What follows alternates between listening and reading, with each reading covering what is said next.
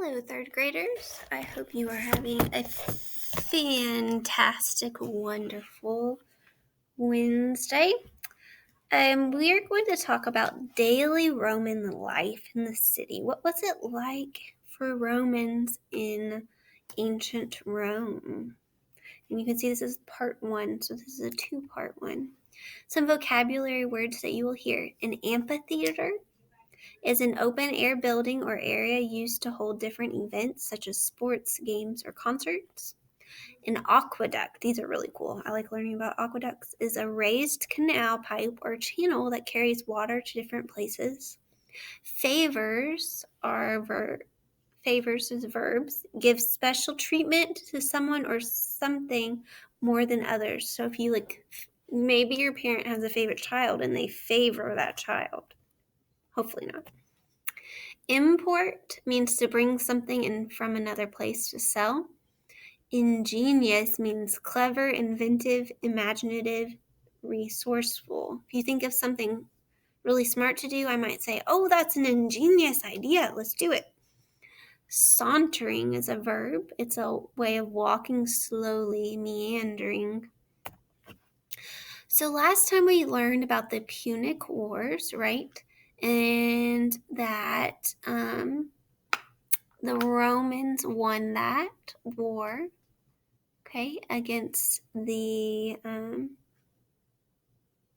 I'm forgetting the word, against the people from northern Africa that they fought. Do you remember what the monsters were that they brought with them to Rome, right? Elephants. I don't think those are monsters. They're my favorite. At the end of the last read aloud, it said this was the beginning of one of the most powerful empires in all of history. When stories give clues about what's going to happen, what is that called? It's called foreshadowing. So if something happens and it kind of makes you think, bum, bum, bum, oh no, there's something else that's going to happen. You kind of get a clue that something big is going to happen. That's called foreshadowing. So an empire is a kingdom covering a wide area and consisting of one main ruler, which is different than what Rome was as a republic, where they got to vote for who was in the consul and the senate. Okay, so we're going to learn more about that today.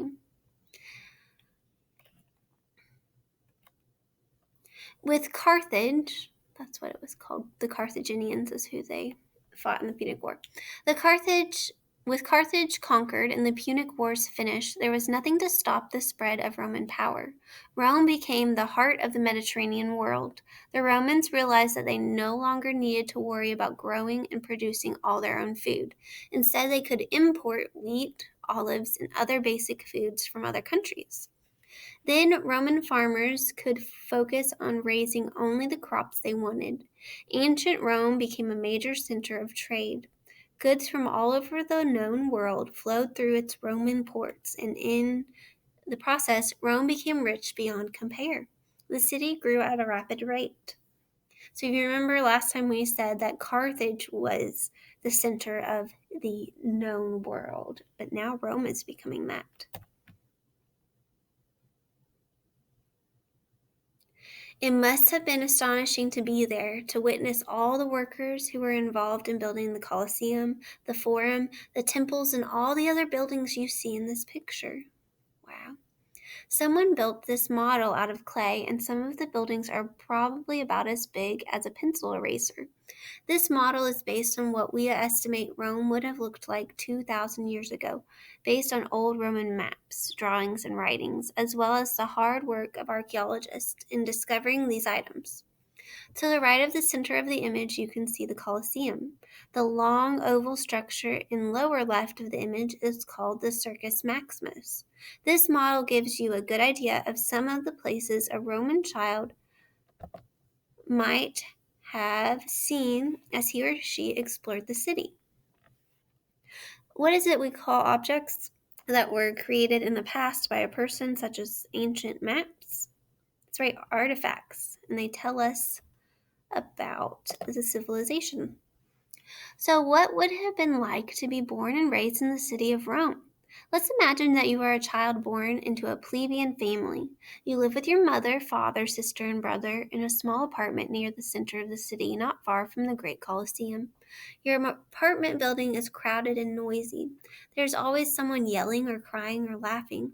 There is smoke from ovens and open fires in the courtyards where women bake and cook. They are not allowed to cook in their apartments for fear of burning down the whole building.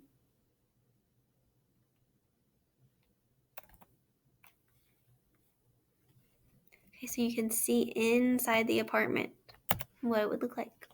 On warm summer mornings, you and your friends like to go to the bridge across the Tiber River and wave to your father and other merchants as they return from the docks on their way back into the city. Your father dreams of becoming a wealthy merchant one day, but right now he only owns one little boat.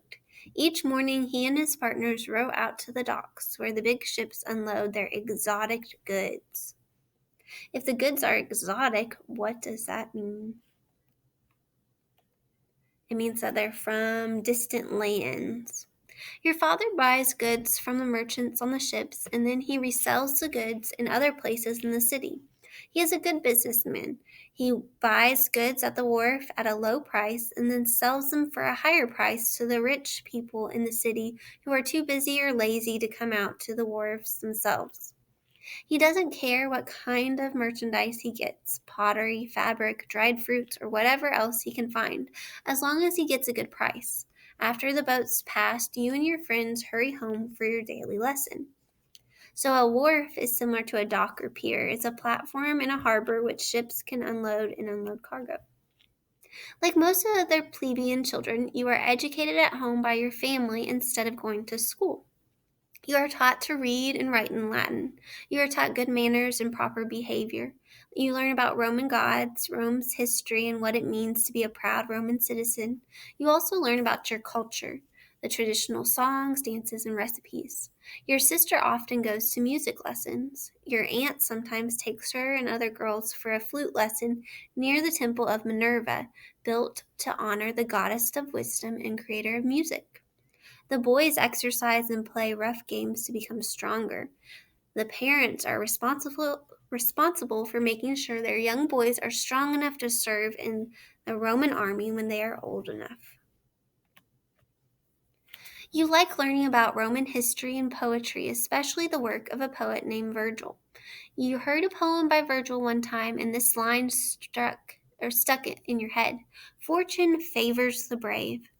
This line is very important for Romans. It means that you need to be brave, willing to take risks and try new things, if you want to have good fortune or luck.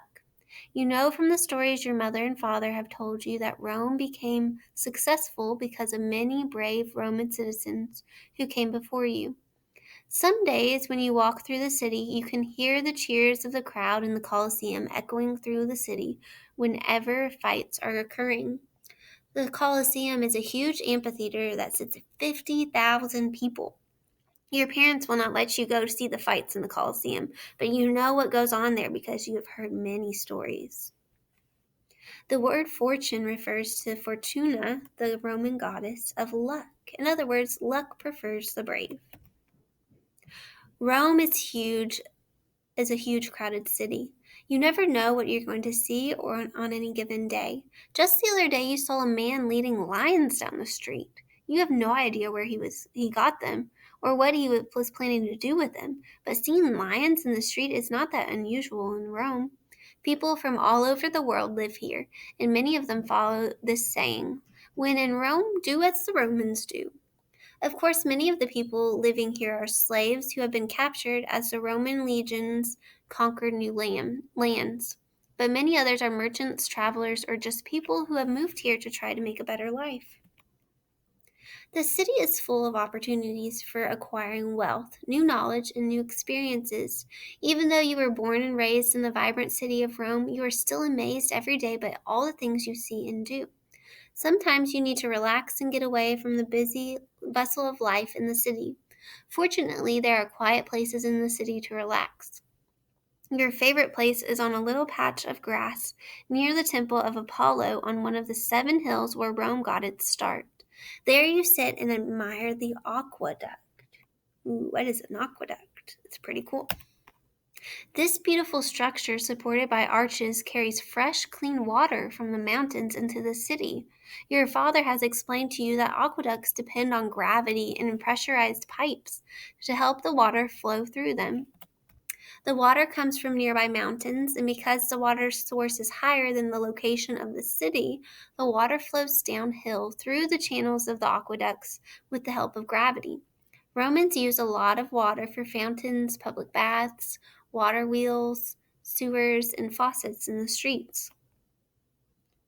Not too long ago, however, your father took you to see your first chariot race at the Circus Maximus. The Circus Maximus is a great big racetrack in the middle of the city. You sometimes see chariots in the city, but mostly they are used by soldiers in battle. When you see them sauntering down the city street, you don't think anything of it. They're just men standing on two-wheeled wagons being pulled by horses at a slow and relaxing pace. But these chariots seem completely different when you see them racing around the track at the Circus Maximus. Chariots pulled by horses can move incredibly fast. They can also be incredibly dangerous. The driver, called a charioteer, stands on a wheeled platform and clings to the reins, hoping that he can keep control. Most of the Roman charioteers are men, but there are a few women, too. As they quickly round the curves in the racetrack, the chariots often look as though they will crash at any moment, and sometimes that is exactly what they do. Okay, so here's another picture of an aqueduct and how it works. Right, so here you have the aqueduct in the middle in the city, which is lower than where the water comes from. So the water comes from the reservoir and goes into the aqueduct, and because of gravity, it goes down the aqueduct into the city. It's kind of similar to what we do today with our modern aqueducts, right? Where we get our water from a reservoir. So we can look at these two diagrams and compare the Roman aqueducts and the modern ones that are used today. This is one of the structures that your father has seen in his travels and has told you about, an impressive bridge and aqueduct called the Pont du Gard. The aqueduct is just one of many ingenious accomplishments. In addition to road networks, sewer and heating systems, and beautiful structures such as the Colosseum and Pantheon that surround Rome and make you proud to be a Roman citizen.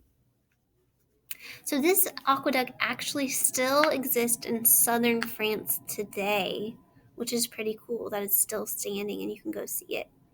What does ingenious mean? It means clever, inventive, imaginative, and resourceful. All right, here's some questions. What did Roman children study? Did they study the same things you study? They had history, poetry, religion, music, reading, writing, good manners, proper behavior, and Roman culture. Those are some of the things that you study, but they might have studied a little bit more than you do. If you were sauntering along and you wanted to watch boats dock and unload the exotic goods that were being imported, where would you go? You go down to the Tiber River and the wharfs, right? The wharfs were a type of dock. If you wanted to sit with 50,000 other people and watch fights, where would you go? The Colosseum. If you wanted to watch fast-paced chariot races, where would you go? The Circus Maximus. Would you favor spending time at the Colosseum or the Circus Maximus? Which would you rather see?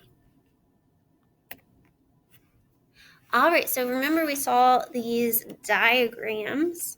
It says water flows down from the mountains through the channels of the aqueducts and into the city. The water source needs to be higher than the location of the city so the water can flow downhill through the aqueducts with the help of gravity. Pressurized pipes also help push the water along. So how does this text feature help us understand aqueducts? Well, it's kind of hard to imagine in your head how an aqueduct would work, but when we see this diagram, we can see how the gravity would pull the water from the reservoir down to the city, and it helps us understand how it works better. If you were to summarize the main ideas of today's read aloud in one or two sentences, what would you say?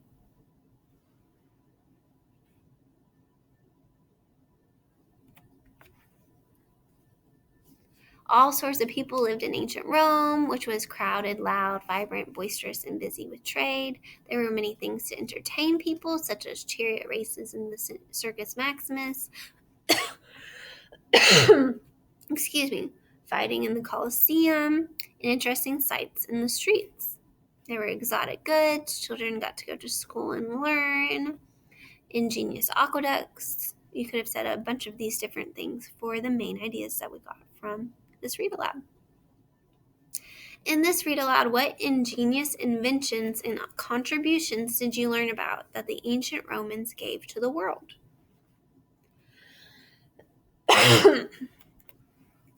We learned about concrete roads, public baths, aqueducts, sewers and heating systems, arches, bridges, architecture, Circus Maximus and the Colosseum, mosaics, the poetry of Virgil. The Romans gave us a lot of stuff. All right, you heard the phrase fortune favors the brave, meaning that if you are brave, good things may come to you. Do you agree that you should be willing to take risk and try new things? Why or why not? Our word for today is ingenious. In the read aloud you heard, the aqueduct is just one of many ingenious accomplishments that surround Rome and make you proud to be a Roman citizen. Say the word ingenious. If you are ingenious, you are clever and have imaginative ideas that often result in unique inventions. Are you ingenious? What have you come up with? Maybe you thought of a really cool way to do something.